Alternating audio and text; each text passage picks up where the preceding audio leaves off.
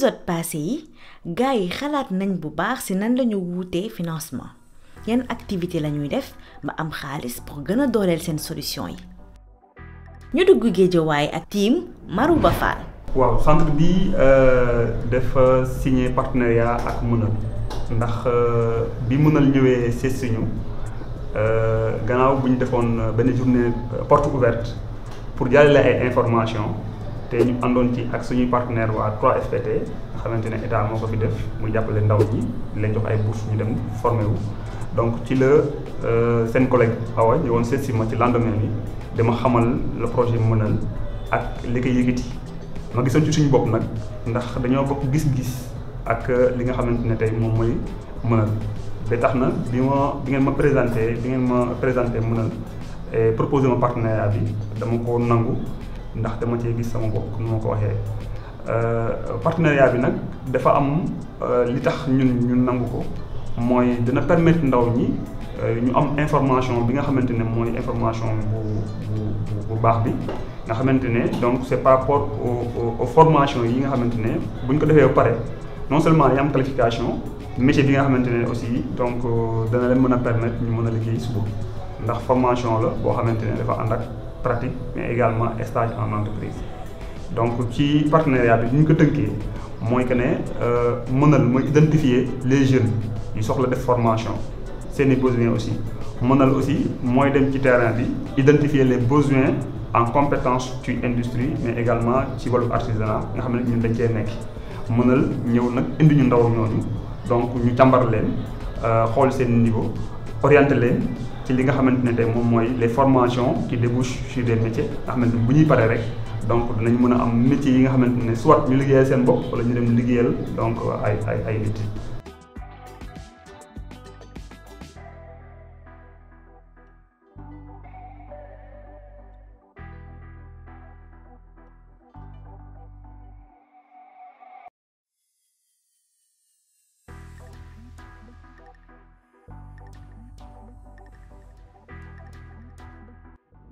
Moi c'est Modou Sek, je suis le capitaine de l'équipe Marouba Fall.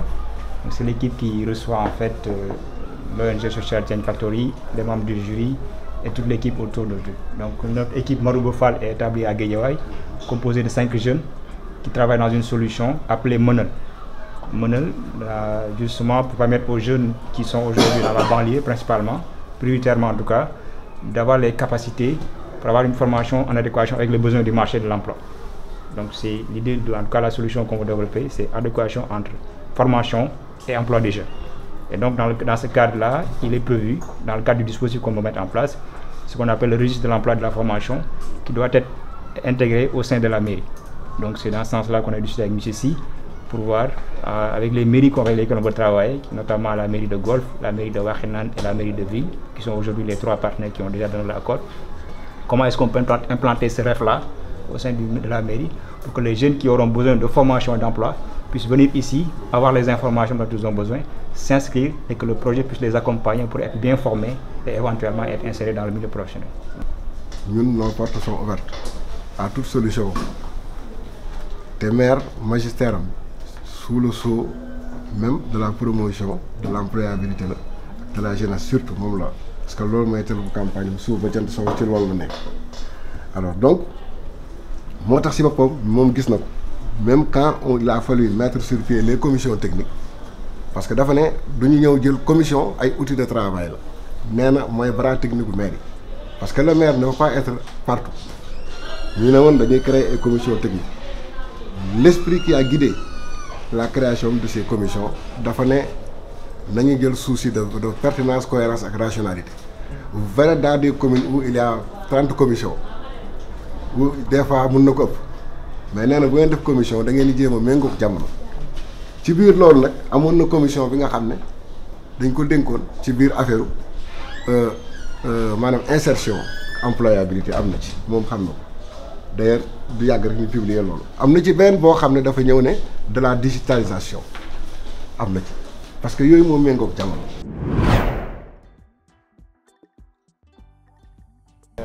dañuy ñëw expliquer rapidement en quelques minutes nan le dispositif Mënal di fonctionner concrètement sur le terrain mais également wan leen rapidement la plateforme numérique nan lay fonctionner. Donc dispositif bi sur le terrain comment ça fonctionne? Il y a un circuit boo xam ne ndaw bi par exemple supposons Amadou dafa dëkk Guédiawaye bëgg na formation ci métier numérique mais amul moyen pour fay ko xamul fan lay dem mu ñëw ci mairie Wakhinane bi dina fekk li ñuy wax registre de l'emploi de la formation mu ñëw wax ne man ndaw Amadou damaa bëgg ñu former ma ci métier dama bëgg nekk développeur web par exemple ñu jël sa demande renseigner ko remplir le formulaire enregistré ko téye bu ñu jëlee formulaire Amadou boobu dañuy xool ci suñu partenaires yi am na ko tudd Polaris association boo xam ne day former ay ndaw ci métier numérique boo xam ne signé nañu ak convention mën nañu former chaque mois une vingtaine de jeunes ci métier numérique gratuitement en plus ñu jël ko yóbbu jël dossier Amadou jox ko Polaris ne ko am nañ xale bu tudd Amadou bu ñëw si ñun bëgg a nekk développeur web bëgg nañ nga former ñu Polaris moo koy jël moom ak yeneen vingt jeunes former leen gratuitement ci métier numérique boobu su Amadou génnee du ñu ko bàyyi noonu dañuy jël Amadou moomu ñu xool ci suñu partenaire am na ko tudd entreprise Butterfly agence de communication boo xam ne signé na mu en convention moom la ñuy jël Amadou ñu ne Butterfly ndaw bi tudd Amadou def na formation développeur web te agence de communication nga soxla nga ndaw bu liggéey ci loolu mu neen ko jox mu nekk ci yow dans le cadre d'un emploi soit en tant que stagiaire wala mu nekk fa dans le cadre d'une alternance boo xam ne bu paree bu wonee ne mën na moom structure boobu tudd agence Butterfly mën na ko jël ci loolu wala moom ci boppam mën nañu man dama soxla community manager laa bëgg moom Butterfly moo ñu woo mu ne soxla naa community manager ñu xool ci suñu ndaw yi ñu formé kan moo ci am profil community manager ñu jël ko ñu installé ko foofu na donc ndaw bi bu ñëwee ci registre ci mairie bi rek dina fa gis dina wax moom li mu bëgg ci formation ñu xool ci suñu circuit bi kan mooy def formation ñu dugal foofu noonu bu paree ñu xool également ci suñu partenaires yi kan moo ko mën a jël ci dans le cadre de ces formations là mu def su fekkente ne mënul ñëw ba ci mairie bi am na lu ñuy woowee plateforme numérique bu ñu ko defar plateforme mënal bi boo xam ne sa kër ngay toog yow ndaw bi nga ne man dama bëgg a candidater ci benn formation wala dama bëgg am liggéey nga dugg ci fële ci fi ñuy wax fi ñu nekk candidater plateforme bi dafa nekk actuellement en développement lancé guñ ko officiellement ci site web moo tax bu ngeen xoolee ci kaw dañuy gis ne site bi mënal job lay tudd après mënal job.com mooy site d'hébergement en tout cas non plateforme bi noonu lañ koy tuddee bu ñu ko lancé boo duggee ci mënal job.com da ngay fekk rubrique loo xam ne bi ñu la wax nan la wala mooy mënal lan la en tant que tel en tant que dispositif mais am rubrique boo xam ne ba nga bëgg a candidater pour am formation wala emploi di nga fa mën a dugg nga remplir ces informations dugal sa CV mais dugal également sa demande yow li nga bëgg a def ñun ñu recevoir ko xam exactement ndaw bi nii kan la fan la dëkk lan la bëgg a def comme formation mën ko téye comme ndaw bi bu ñëwee ci mairie bi soxla nga déplacer ci mairie mën nga jaar directement ci plateforme mais am na entreprise à partir boo xam ne également yow entreprise ne da nga bëgg a recruter nga da nga bëgg a nekk partenaire dispositif mën nga dugg directement ci plateforme bi soxlawul nga ñi ngay déplacé wu nga ne ñu man am naa offre d'emploi dans tel secteur boo xam ne bëgg naa jël tel ndaw Polaris par exemple am na soxla recruter benn chargé de projet da koy dugal ci suñu site suñu plateforme dafa recruter chargé de projet bu ñu formé benn ndaw ba pare boo xam ne am na profil ak chargé de projet boobu noonu ñu boole ko Polaris mu dem liggéey foofu parce que Polaris suñu partenaire la en tant que dispositif donc plateforme bi day permettre juste que ndaw bi du soxla muy déplacé wu di ñëw ba ci mairie bi pour di bindu ci registre de l'emploi.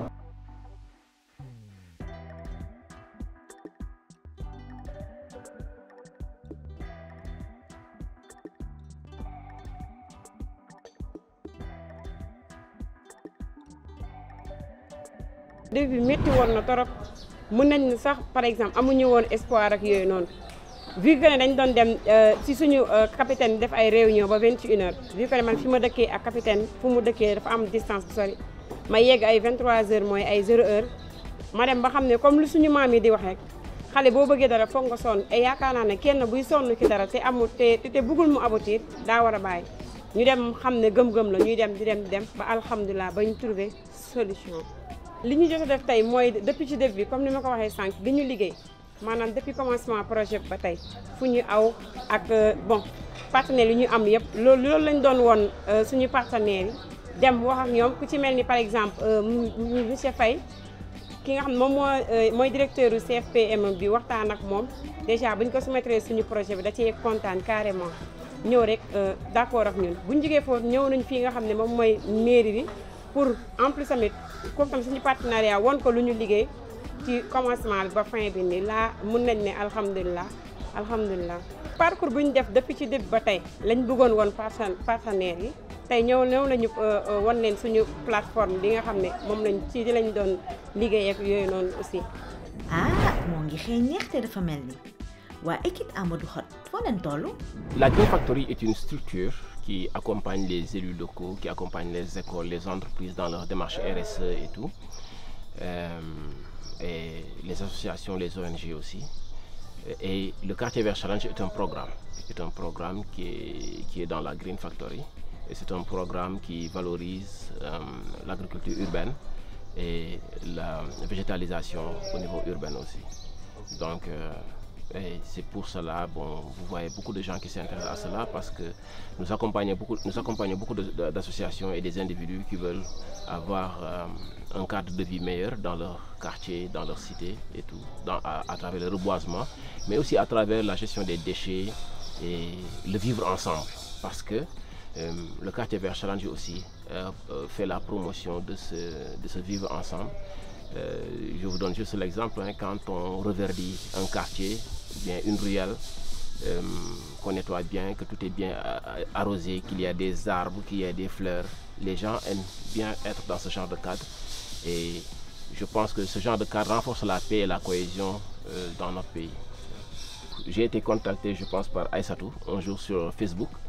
Elle m'a envoyé un message pour me demander de lui parler de quartier vert challenge. Est-ce que je pourrais l'accompagner après? J'étais même un peu réticent dans ma tête. Je me dis, ben, moi, les filles sur les réseaux sociaux, tu sais, je me méfie. Et donc, elle a insisté. J'ai répondu quand même, parce que je préfère être poli, être exemplaire avec les gens, même avec...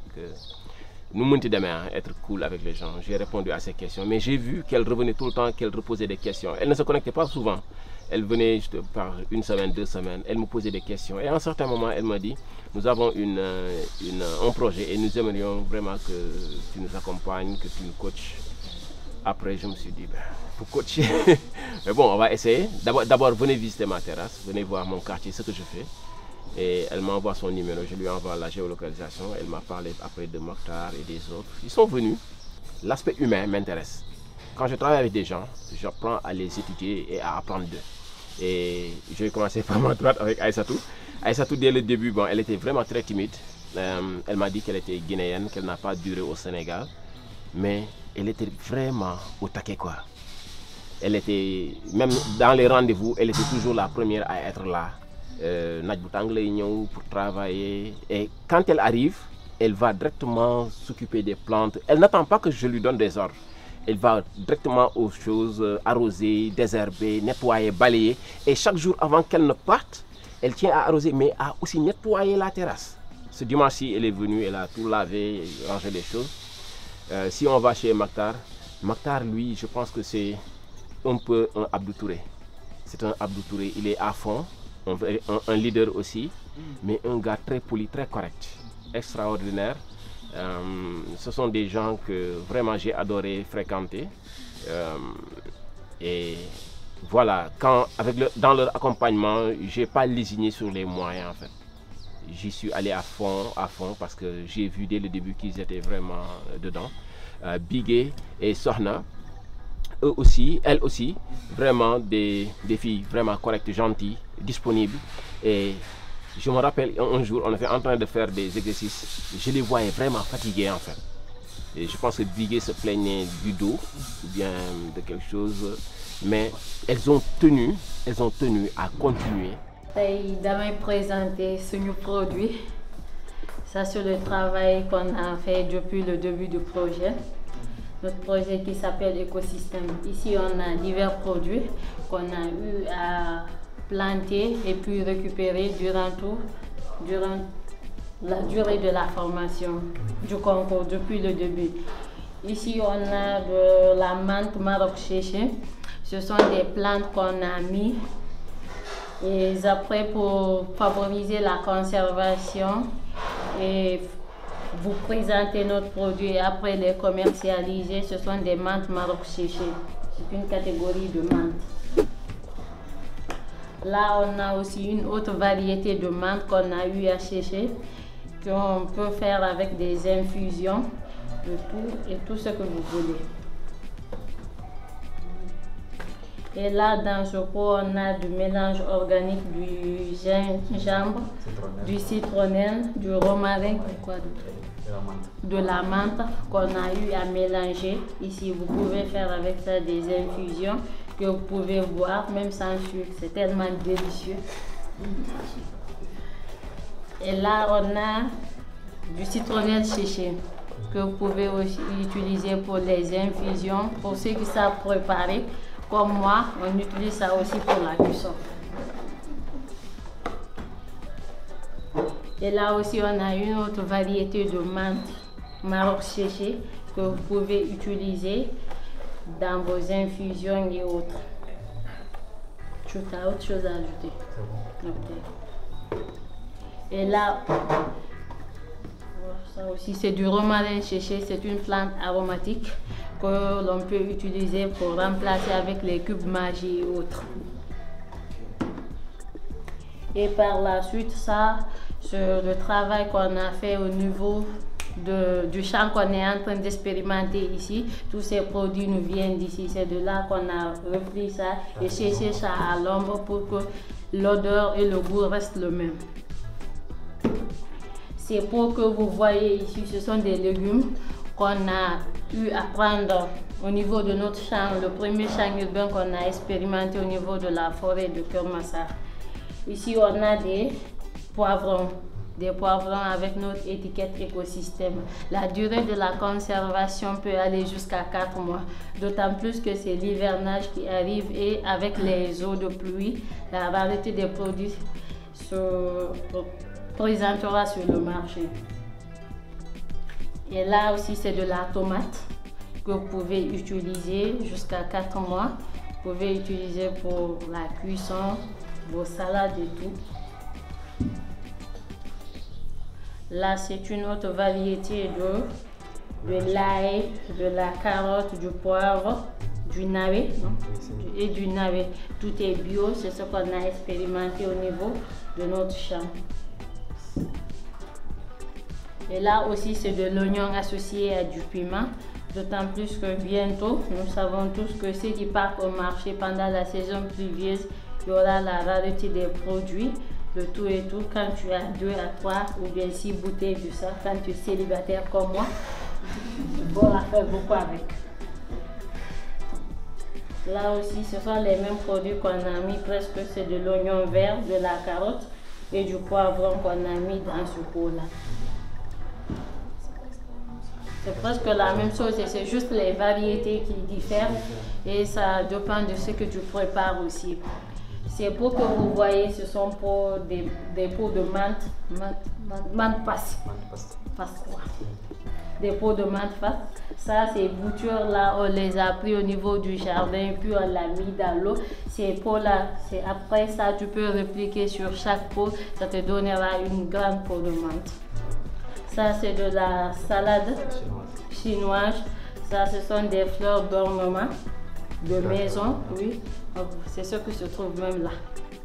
Vous pouvez prendre ça pour aménager vos bureaux, vos chambres et ça sera nickel.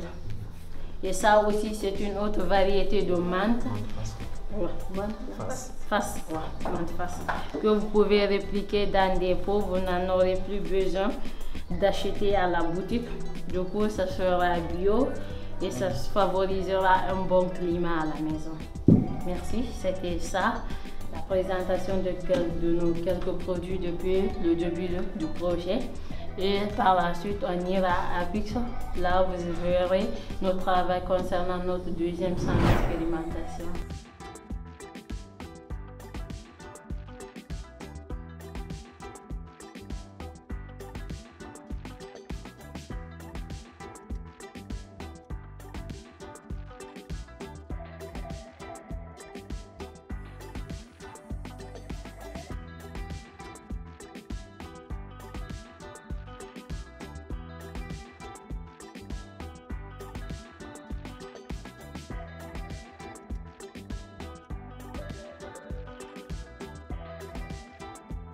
Bon, produit yi ñu leen proposé ci suba mooy depuis formation bi depuis concours ba mu commencé ba léegi produit yi ñu jot a cultiver suñu tool yi comme ni ngeen ko gisee ni mooy comme tomate naana menthe bi kaan yi et cetera yooyu noonu lañ leen présenté ci suba te gis nañ ci résultat bu satisfaisant parce qu'on l'a fait avec amour, donc c'est ça quoi. En ce qui concerne la finale, waouh, on est prêt à 100%, ça c'est sûr. toog leen di ko xaar di ngeen gis ne équipe Amadou Hott du morom benn équipe inchallah on est les meilleurs.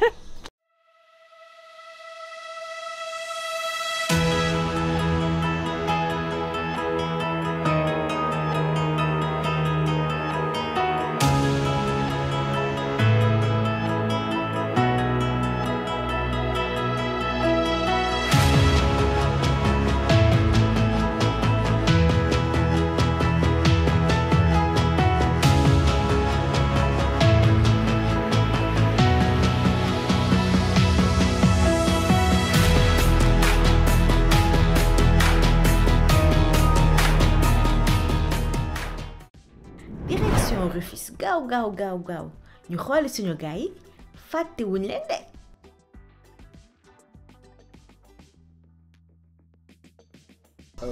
dafa laaj benn question mu ne lan mooy biodigesteur en terme plus simple.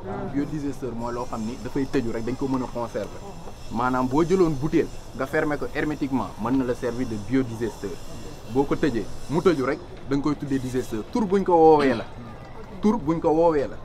parce que am na yeneen digesteurs yoo xamante meluñu nii seen forme meluñu nii dañoo am dóom mooy genre bi ngay gis au niveau de la station d'épuration bu kii Cambérène voilà ñoom ay biodigesteurs à dôme fixe la ñu. tuyau bii sax xam nga sorti gaz bi moo nekk nii dafay dem relier yi gis léegi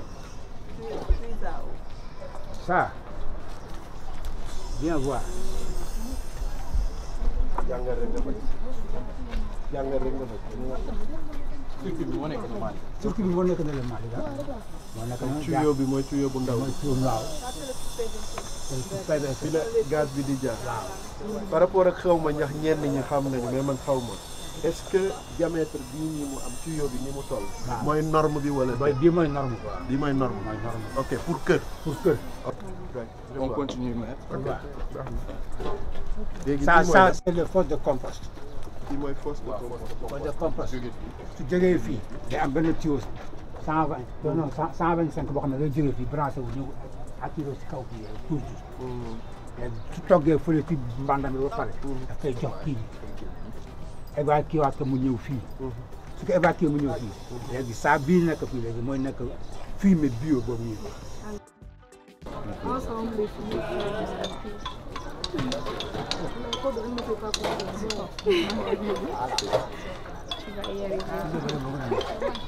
On va y arriver. Ok, on va mettre ça. Merci. Voilà. Donc maintenant on va continuer. Donc arrivé ici, on a un tuyau PEX.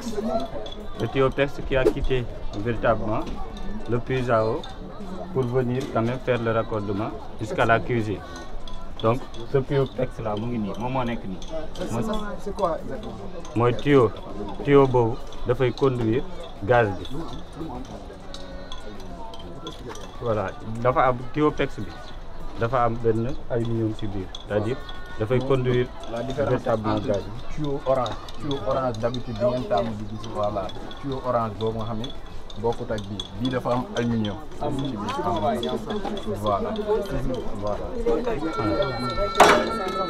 Voilà donc lii dañ koy tuddee T-PEX. T-PEX dafa am sortie bu dem ci gaz bi am beneen sortie bu yéeg ci kaw donc T-PEX bi sortie bi après dafay amaat tuyau PEX boo xamante ne dafa yéeg moom moo yéeg ba fii ba fekki li nga xamante moom mooy kuddu PEX bi moom moo nekk nii. léegi nag ay collier ñoom ñoo ko téye collier yi ñoom ñoo téye kuddu PEX bi léegi nag fii nii dafa am benn flexible li la ñuy wax flexible moom moo assuré raccordement bi entre kuddu PEX bi ak véritablement manomètre bi. Donc manomètre bi toujours aussi dafa am benn collier boo xamante ni moom moo koy téye pour lu bouger donc au-delà de cela léegi nag manomètre bi moom mooy nii moom mooy réguler véritablement température bu fekkee ne yéeg na nga xam ne am na gaz bu fekkee ne yéeg na maanaam puis l'aiguille véritablement voilà la pression monte vous allez voir que il y a gaz ici. soo ay solution boo ko déggee c'est-à-dire dañoo war a apporter solution ci suñu dëkk au début yéen René yéen a ñu laajoon ban problème ngeen amoon suñu département nous on n'a pas cherché de midi à 14 heures parce que kii di Rufisque di problème assainissement kii di Rufisque di problème environnement léegi si nañ choisir une thématique c'est-à-dire les insuffisances dans la gestion des eaux usées. On dit pas que municipalité bi liggéeyul on dit pas que état liggéeyul mais dafa des léegi loolu des cette insuffisance là moom la ñu bëgg a def solution à travers le biogaz c'est-à-dire comment valoriser ces eaux usées pour mën si am biogaz mën si am engrais bio mën si am ndox boo xam mën nañ ko jaay BTP les maraîchers et tout métti woon na si ñun on n'avait pas de financement amuñu xaalis mooy loolu mais dañ ne duñu xàddi waruñoo rusloo René waruñoo rusloo STF waruñoo rusloo Rufisque moo tax fii ñu toll fii ñu yegg fi tey.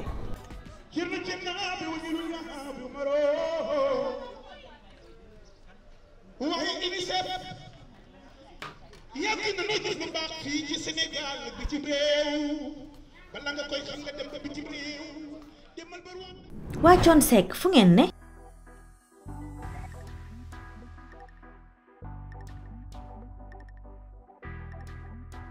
ñun ak ñi ñu formé yëpp ñoo doon coupé bi mais par exemple bëgg nañ parce que comme li ñu wax rek ñun certes ci concours lañ nekk mais bëgg nañ après concours lii c'est un projet de société boo xam ne nii après ñu bëgg mu créer emploi parce que bëgg nañ demee moom ñoom dañ nii uniquement dañuy coupé ñëw ñun ñuy peser di leen fay par kilo bu ñu paree am ñoom dañ ñooy transformé après tey sunu yaay fi nekk yor ay groupement ay mbootaay ñu jox leen ñoom ñu gérer vente voilà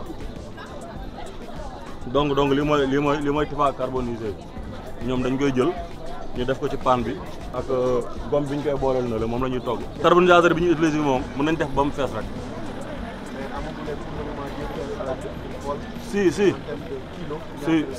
si am nañ ko mën na jël 5 à 10 kilos par exemple ci carbonisateur def ko si ko voilà léegi mën ngeen jël carbonisé bi ngeen def ko gomme bi pare ngeen mélangé lii lay joxe voilà c'est une petite quantité par rapport ak Tifa bi quoi. C'est bon hein? C'est bon. Gomme bi pare na.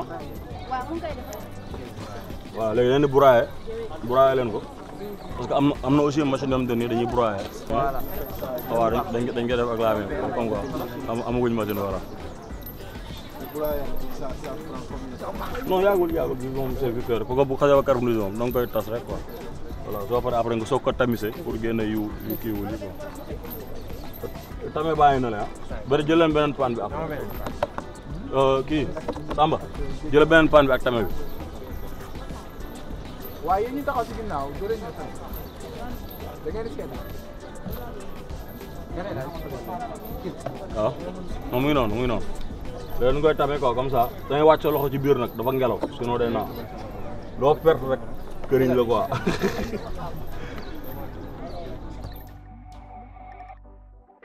waaw tout d'abord damay féliciter sama doom yi ndax lu tax ndax ci seen engagement ci seen vision ci seen pas-pas ak ci seen xarañte waaw ndax li ma ci gis nag wax dëgg yàlla lu am solo la. am na solo ci aspect yu bëri am na solo ci aspect économique bi parce que non seulement ñu ngi koy transformer maanaam chifa bi ñu ngi koy yóbbu en charbon mu doon lu am solo soo ko toppee mu doon chaîne de production bu am maanaa ba ëllëg jusqu'à produit fini mu doon lu am solo ci wàllu économique non seulement ki koy jënd dina sakkanal xaalisam ba pare produit bi di générer ay xaalis. production charbon bi nag au début c'était un peu difficile parce que jotoon nañu def suñu production mais boobu au début defuñu woon ay recherche yoo xam ni c'est approfondi dañ ko defoon avec nos moyens de bord ak ni ñu ko gisee woon production bi lu muy demee léegi bañ ko defee woon suñu premier échauffage dafa xawoon a échec parce que déjà charbon bi boyul woon deuxièmement bi ñu defaat ko buñ ko taalee affaire bi fayaat léegi par la suite lañ dem gis ay experts yoo xam ni maanaam xam nañ dara ci affaire bi ñu defal ñu ay formation dernier moment bi rek Sereer lañ nekkoon laboratoire boo xam ne ay étudiants ñoo fay nekk ñi nga xam ne def nañu recherche bi xam nañ li ci nekk ñu defal ñu formation bi pendant 2 semaines ñu xam charbon bi nuñ koy defaree ak ban quantité d'eau ak ajout beeg maanaam liant yi nga xam ne mën nañ ko utiliser ak charbon bi ñu def ko ba mu jaar yoon léegi bañ ko essayé ba affaire yi normal dañu retourné waat fi ñëwaat fii avec les jeunes ñi nga xam ne ñoo adhéré suñu solution bi ñu defal leen aussi même formation ñu xam procédure bi nu muy demee ñu appliqué ko par la suite ci la ñu commencé nag di defar nànk-nànk di produire ba mën kaa jox tey ji ménage yi mën koo jëfandikoo de même que tey li ngeen gis nii moo nekk nii ci lañ nekk di ataaya produit baa ngi nii mu ngi nii sama coéquipier bi ci la defar ataaya bu neex. Alors les prochaines étapes c'est d'abord ñu remporter compétition bi ñu jël final Soyons Solution saison 4 bi ba pare nag suñu paree loolu aussi dañu bëgg def chaîne de production bi c'est-à-dire comme ni ñu gisee tey jeunes yi ni ñu fi nekkee ak suñu yaay yi aussi ni ñu fi nekkee expliqué woon nañ leen ko on veut vraiment que mu nekk lu formel loo xam ne tey dinañ am benn GIE boo xam ne GIE boo xam ne dina impliquer les jeunes dina impliquer également les femmes bu jiitu bu weesoo loolu aussi ñu am benn structure boo xam ne wala benn espace boo xam ne dañ mën a def transformation yi nga xam ne képp koo xam ne bëgg nga barax tey ci Malika di nga ne ah du ma demee lii tel dinaa ko fa fekk dinaa mën a def dinaa ko fa mën a jënd.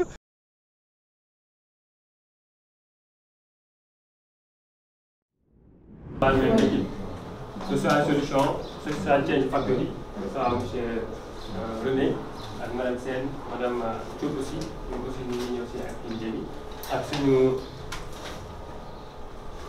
y a Serigne Diaw comme représentant du maire, y a le sous-officier qui est là ak suñu bàjjen gox madame si y a monsieur Yoro Niang moom moo nekk si centre bi dem nañu jox déjà la salle activité bi ak y a les parents d'élèves qui sont là aussi ñu accompagne, y a des élèves du lycée Mamoulaye ak suñu yenn volontaires yi pour événement tey donc après le discours du directeur d'école wax na problème yi ñu rencontré jàppoon na ne que école yi mu nekkoon kese la bu ñuy àggee ci waa Ndiarème gis na les mêmes problèmes yi commencé exister voilà donc même bi fi ñëw woon des profs aussi loolu la ñu wax ñu tout le temps gis nañu booy ba examen bloqué parce que ñu am papier parfois y a le tribunal amee accord de fi mu def mais bu ñu defee par exemple ils ont dit man pour jouer des papiers donc après mën na bloqué seen étude on a vu beaucoup de cas et donc après on va donner la parole à madame Si en tant que bàjjenu ko ñu commencé à la base école bi wax bi après ñu commencé ci autorités yi nga xamante ne au moins ñu en charge c'est assez bien. Nous on s'engage encore comme ni ñu engagé woon depuis démb ak barki démb